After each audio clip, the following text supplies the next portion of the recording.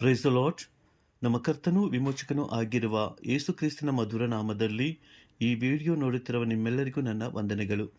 ಇವತ್ತು ದೇವರು ನಮಗೆ ಕೊಡುವಂಥ ವಾಗ್ದಾನವನ್ನು ಒಂದ್ಸತಿ ನೋಡೋಣ. ಯೆರೆಮೀಯನು ಬರೆದ ಪ್ರವಾದನೆ ಗ್ರಂಥ 1ನೇ ಅಧ್ಯಾಯ 19ನೇ ವಾಕ್ಯದಲ್ಲಿ ಇವತ್ತು ದೇವರು ತನ್ನ ವಾಗ್ದಾನವನ್ನು ನಮಗೆ ಕೊಡ್ತಾ ಇದ್ದಾನೆ. ಅವರು ನಿನಗೆ ವಿರೋಧವಾಗಿ ಯುದ್ಧ ಮಾಡುವರು, ಆದರೆ ನಿನ್ನನ್ನು ಸೋಲಿಸಲು ಆಗುವುದಿಲ್ಲ. ನಿನ್ನನ್ನುದ್ಧರಿಸಲು ನಾನೇ ನಿನ್ನೊಂದಿಗಿರುವೆನು. ಇದು ಯೆಹೋವನಾದ ನನ್ನ ಮಾತು. ದೇವರ ಮಕ್ಕಳೇ, ದೇವರ ಅದ್ಭುತವಾದ ವಾಗ್ದಾನವನ್ನು ಇವತ್ತು ನಿಮಗೆ ಕೊಟ್ಟಿದ್ದಾರೆ.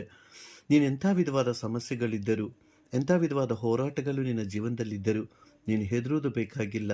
ಕರ್ತನೇ ನಮ್ಮ ಪರವಾಗಿ ಆತನು ಯುದ್ಧ ಮಾಡುವನಾಗಿದ್ದಾನೆ.